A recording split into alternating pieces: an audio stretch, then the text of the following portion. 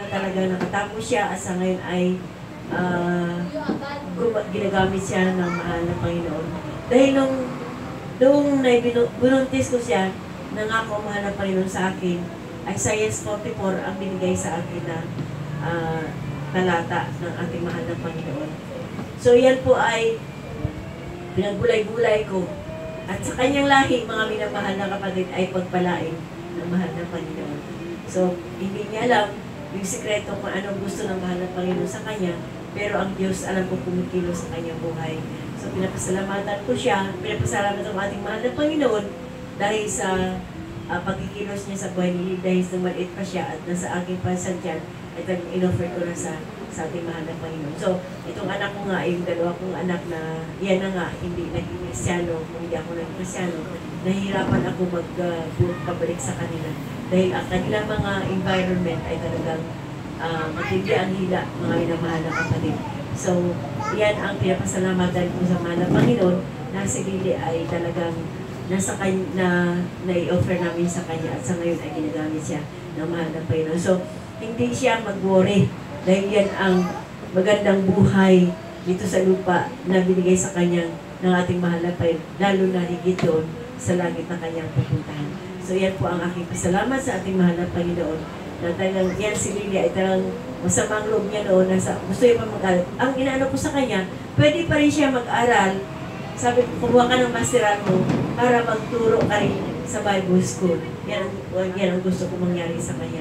Katulad ng anak ni Pastor Runda na pinaaral niya pagka-attorney, sa law, ngayon ay sinisipa na ngayon ng kanyang attorney na anak na unfair daw ang mahal na Panginoon. So, hindi maganda ang ganung bagay. Ngunit talaga sa atin ay talagang tinako na natin ang mahal na Panginoon ay napakabuti sa ating buhay. So, ganun din mga minamahal na kapatid at patutukoy sa inyo na nang umalis ako dito, nagpakasyon ako doon sa Manila, na isang linggo ay mayroong akong allergy sa aking katawan na dito mga minamahal na kapatid ay puno-puno, ito pulang-pula, ito doon, dalawang braso ko ay talang puno ng allergy. So, nandun ako sa Maynila, kalating araw nag-ayuno ako, everyday po yan mga minamahal na kapatid, kumakain ako sa hapon, at siguro sa isang linggo ko doon, mga 2 beses lang kumakain ng sa isang araw.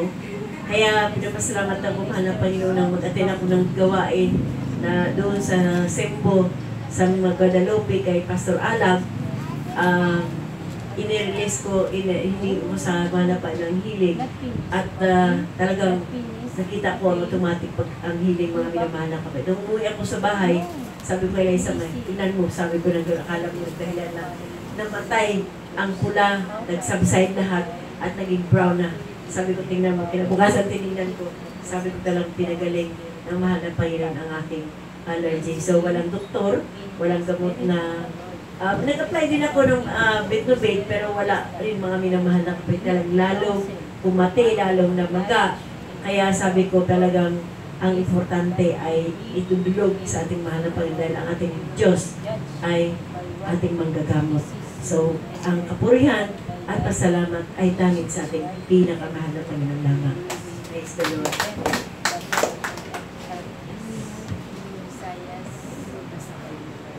Salamat po, Sister, sa iyong patutuwa sa ating mahal na Panginoon.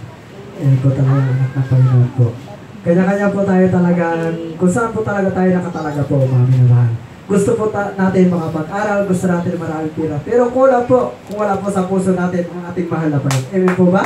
Kaya ang Panginoon po talagang dapat natin unahin sa ating pang-araw-araw na buhay po, mga minamahal. Sino pa po meron patutuwa po dyan? Pasasalamat po, bigawin po. Ay ako po rin papasalamat po sa ating mahal na Panginoon sa mga kalakasan, mga pagpapala at pag-iingat nga sa pagtatrabaho sa aking pamilya, sa aking mga anak at sa aking mga kapatiran po sa manda ko sa mundo na ito. Papasalamat ako talagang napakabuti po talaga ng ating mahal na Panginoon po, mga minamahal. Karagdagat pa po mga minamahal, halugan ko ang awit ng ating mahal na Panginoon.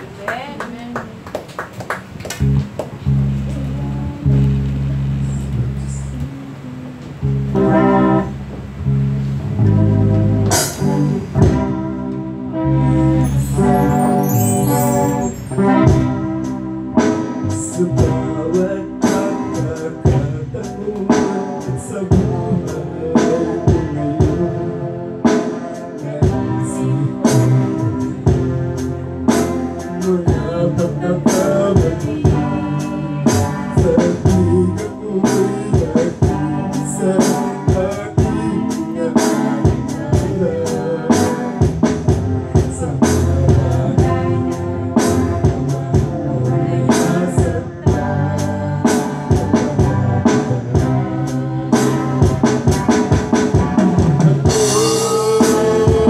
Ako'y tatawarin mo sa kasalanang nagawa laban sa'yo. Ang nais ko, una ng pagkukulong. Mahal kita, sigaw ng puso ko. Umiiyaw ang puso ko, sinisigaw lagi ang ngalan mo. Panginoon, patawarin mo ako. Mahal kita, sana'y tinuod. Sumasabot, umiiyaw, ang ako'y sisigaw. Sa puso ko ay may nakiisang ka. Umiiyak ang puso ko, sinisigaw lagi ang ngalan mo. Panginoon, patawarin mo ako. Mahal kita, sana'y tinuod. Sumasabot, umiiyak, ako'y isisigaw. Sa puso ko ay may nag-iisang ka. Umiiyaw ang puso ko, sinisigaw lagi ang ngalan mo. Panginoon, patawarin mo ako.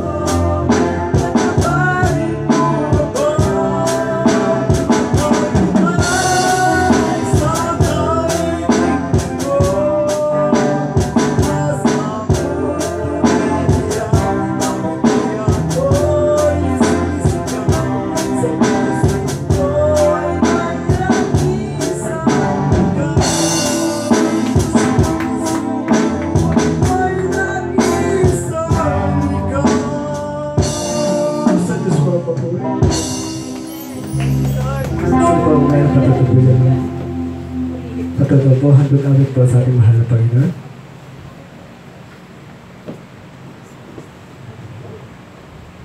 Sino pa po may patutubo dyan namin mahal? Gabriel, maghandog namin kibay.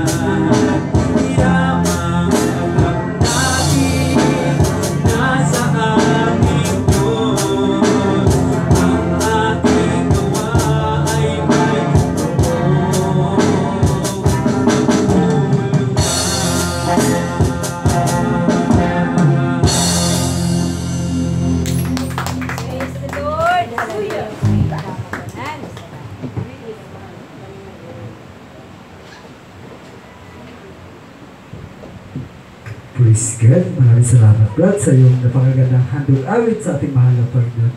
Ganyang kabuti po ang anak ng Panginoon. Talagang nagagalak po ang ating mahal na Panginoon. Maghandugan mo lang po ng awit. Talagang totoo po ang paghandog po, mami na mahal. Sino pa po meron pa totoo po dyan, mami na mahal? Dino din. Yes, your image. Patuto po.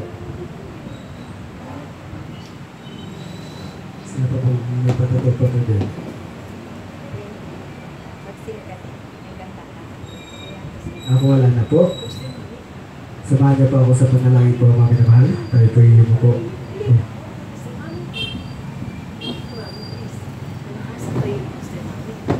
Praise God, Jesus. Maraming salamat mga Panginoon Ama. Sa umaga nito, Lord, na pinakalam niyo sa bawat buhay namin po, Panginoon, sa pag-ingat mo sa aming hapon, sa magdamag po, Panginoon. Dalahin ko po, Panginoon, na ikaw po ang manguna sa aming mga puso, sa aming mga isip po, Panginoon. Dalahin ko ang mga sama nagpapatuto po, Panginoon, na ikaw ang bigay ng kalakasan at pagpapala po, Panginoon, sa bawat isa sa amin po. Maraming salamat po, Panginoon, sa lahat ng bagay po, Panginoon, na aming tinatamasa sa araw-araw na nagkaroon sa inyo, Ama. Dalahin ko po, Ama, na yung ibuhos po, Panginoon, ng iyong banal na espiritu sa bawat isa sa amin po, Panginoon. Dalahin ko, Ama, naman mga karamdaman po, Panginoon, na bigyan niyo po ng kagalingan sa mga ulo hanggang paa po, Panginoon. Dalahin ko po, Panginoon, na naman masigal mga kaaway, hadlang po, Panginoon, sa gawain na ito po, Panginoon, ay aking ginakasaot sa pangalan ni Jesus, in Jesus' name. Hallelujah. Maraming po salamat, Ama, lahat po nito ay aking pagtaas sa matamis na pangalan ni Jesus. Amen. Praise God. Binigyan po sa ating lahat.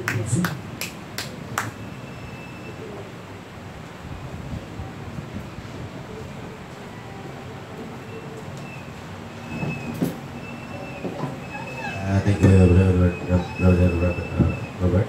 Terus ay tapos naman sa ating salusan. Mga bata, huwag kayong sige labas. Sama kasama yung mga po.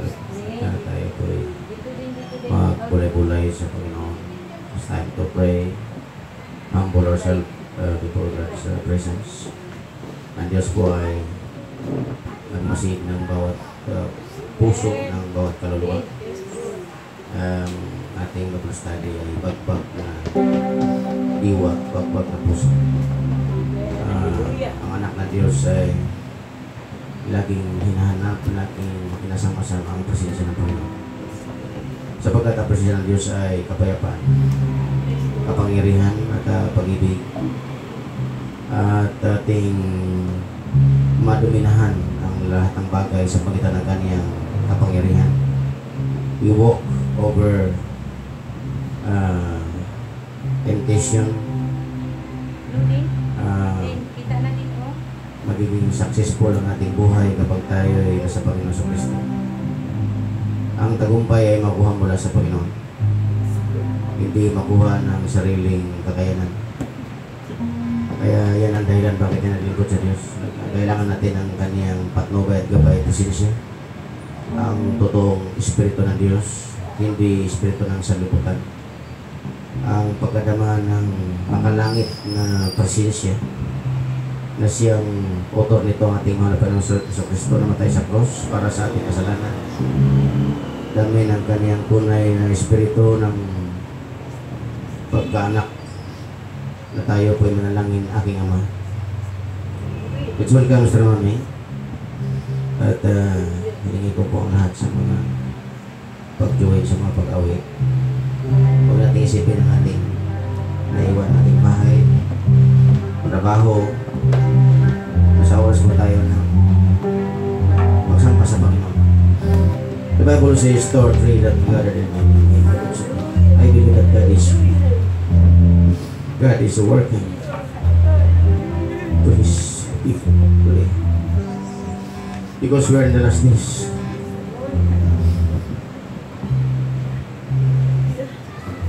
God is preparing His Holy Spirit to His people, that they walk according to His will.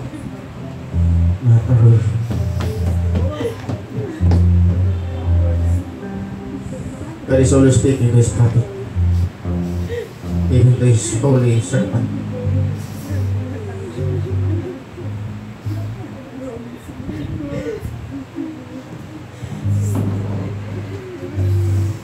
Ate Shreya. Isa speaking. I am the way, the truth, and the life. No man cometh to the Father except by me. Jesus is the way. He is not only the way.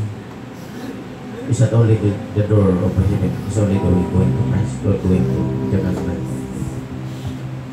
We feel the presence of God today, and let's welcome the Holy Spirit of God. May your heart be prepared for His presence. Sister Mami, Sister. Hallelujah. Praise the Lord. Praise the Lord Jesus. Praise the Lord. Yes, Lord. Hallelujah. Salamat po, Diyos. Hallelujah. Salamat. Muli kami, O Diyos, na nagpapasalamat sa umagang ito, Diyos, na sa aming pakinig ngayong awitin, mahal na Panginoon. Muli mong i-bless ang aming mga puso. Ikaw ang Diyos na mangusap. Ikaw ang Diyos na nakakita ng laman ng aming mga puso sa umagang ito, Diyos. Naway palagi na itong masumpungan na may kalinisan at katapatan. At sa umagang ito, O Diyos, aliwin mo kami na iyong Santong Espiritu. Kumilos ka sa bawat isa sa amin, O Diyos. Madama namin, O Diyos, na ikaw ay narito kasama namin na nagpupuri at nag-aamit. Praise God. Praise the Lord Jesus. Muli, O Diyos, maraming salamat. Ang lahat na papuri, pasalamat, parangal ay tanging sa ating pinapamamahay. Praise the Lord Jesus. Hallelujah. Praise the Lord Jesus.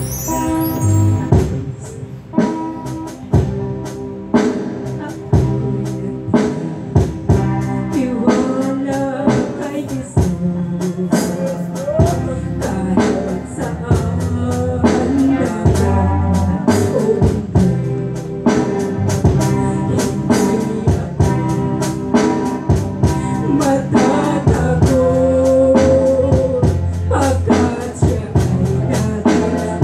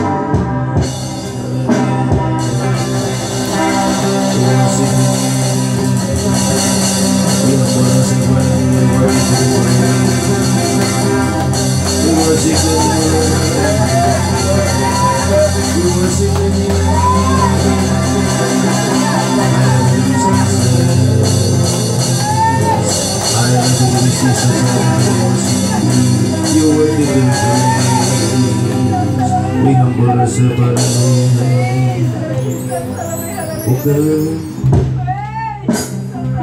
Holy Spirit, I need you.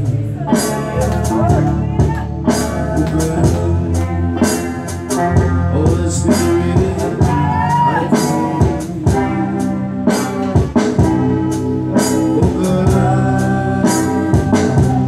Without His presence, I need you.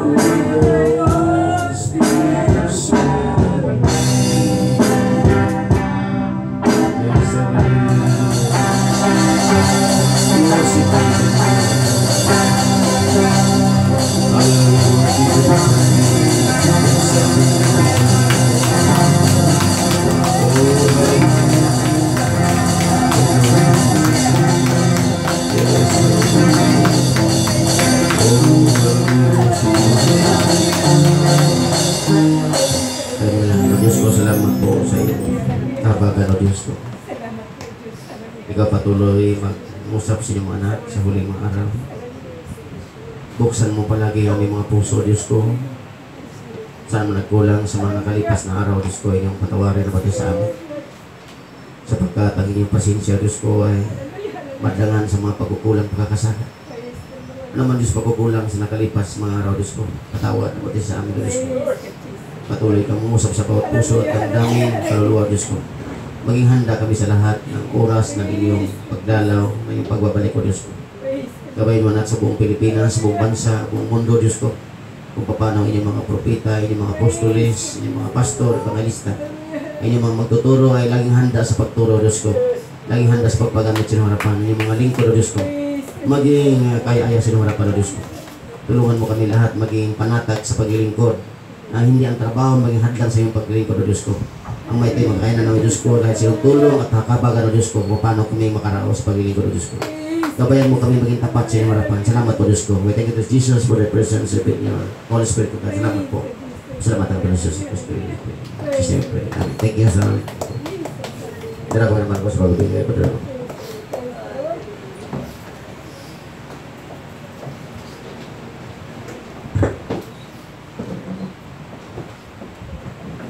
Amen. Praise God. Ang Diyos po ang mabuti sa tanghaling ito. Sa ating pong beloved Pastor B, sa ating Ma'am Terry, sa inyo pong lahat na narito, ang Diyos po ang mabuti. Praise God. Hallelujah. Tayo po ay darako, mga minamahal, sa tinatawag po na pagbibigay. Ngunit bago po ang lahat, inanyayahan ko po kayong yun po. Tayo po ay manalangin sa ating pinakamamahal na Panginoon. Mahal na Panginoon, marami po salamat sa pagkakataon ng binigay sa mga oras na ito. Patawad po sa ating pagkukulang sa ating mga kasalanan sa isip sa ugasan po yung mga natin sa mga pangangilin mo ang aming panalangin sa mga oras na ito. Marami po salamat, maraming Espiritu sa iyong talino ng binigay sa mga oras na ito. Aming Panginoon, praise God sa mga oras na ito, yung salita, mga Panginoon ng pilihan, mga Panginoon na dito, maraming po salamat sa iyo, Diyos, ito pang higing sa Panginoon Jesus, praise God. Hallelujah. Tayo po, mga minamahal, ay darako po sa tinatawag po na pagbibigay na lagi na po nating naririnig tuwing linggo, ito pong mga talata na ito, mga minamahal. Bakit po natin inuulit-ulit? Upang atin pong maunawaan, atin pong maisabuhay yung tinatawag po na pagbibigay. Minsan mga minamahal sa ating buhay, mayroon po tayong pagdududa na nagdududa tayo pag tayo po ay nagbigay. Sabihin natin sa ating sarili, hindi rin ibalik ng Diyos. Pero ang Panginoon po, pag nangako talaga mga minamahal, hindi po talagang ibibigay po niya talaga pag tayo po ay maging tapat sa pagbibigay po natin sa ating pinakamamahal na Panginoon. Kung ating pansinin yung mga binigay po natin, tayo rin po mismo ang nakikinabang, hindi po ang Diyos mga minamahal. Binibigay po natin ang tithes, ang love offering para magamit sa gawain ng Diyos, magamit para mapalaganap ang salita ng ating pinakamamahal na Panginoon upang makarating sa mga sulok-sulok, ginagamit pambayad sa mga radio station, kagaya po na ginagawa ni Pastor Vic mga minamahal, pinakadala po sa Mindanao para maitulong doon sa mga lingkod ng ating pinakamamahal na Panginoon Hesus Kristo. Praise God, hallelujah.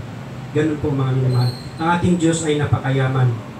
Siya po ay may-ari ng langit at ng lupa, mga minamahal ko mga kapatid, na ito pong ating tinitirahan, ito po ay mayroon pong katapusan.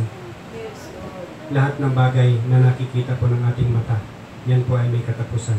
Ngunit, ang pangako po nating pinakamamahal na Panginoon ay buhay na walang hanggan. Buhay na walang kamatayan, walang kalungkutan, puro na ligaya yung ating tatamasain pag tayo po ay nakapasa sa mga pagsubok dito sa mundo ito mga minamahal. Itong lupa mga minamahal ay training ground natin na dito pag hindi tayo makapasa, hindi tayo mapagkatiwalaan, mahirap po mga minamahal na mapunta tayo sa tinatawag na dagat-dagatang apoy. May halong asupre, napakainit po yung mga minamahal. Kaya lagi po nating habang tayo ay nabubuhay, lagi po tayong nakikinig, nag-aaral mga minamahal sapagkat lahat ng tao mga minamahal, maging abogado, maging teacher, yan po sila, laging nag-aaral mga minamahal ko mga kapatid.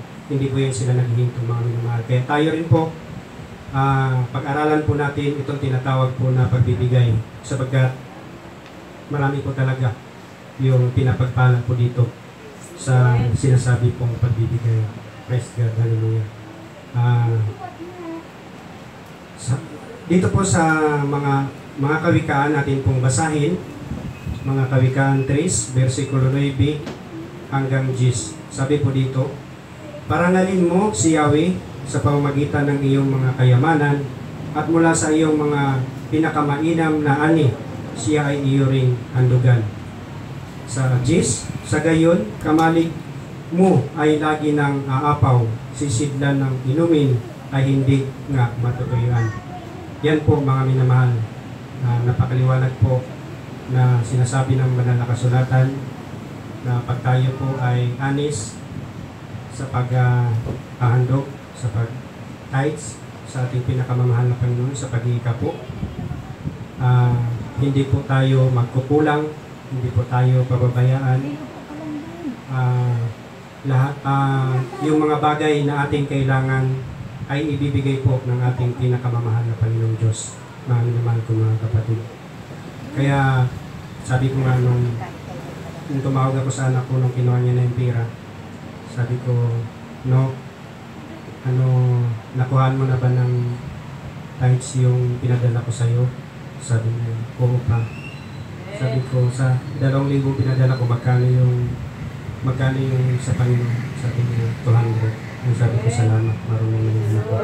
Kaya habang bata pa mga minamahal yung ating anak, turuan po natin na magbigay, maging tapat sa ating pinakamamahal na Panginoon upang makalakihan po nila, sapagkat pag tinuturuan po natin yung ating mga anak na maging tapat sa pagtatides mga minamahal, madadala na po nila hanggang sa kanilang paglaki, hindi po nila makalimutan.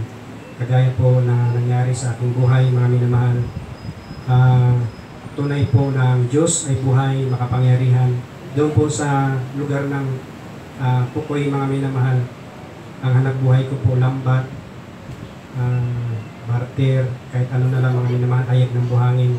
Yan po mga minamahal. Pero doon po hindi po kami pinagkulangan ng ating pinakamamahal na Panginoon. Humingi po ako ng bangka doon, panghanap buhay, bahay.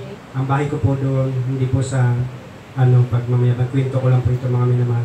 Dalawa po yung bahay ko sa Pukoy mga minamahal.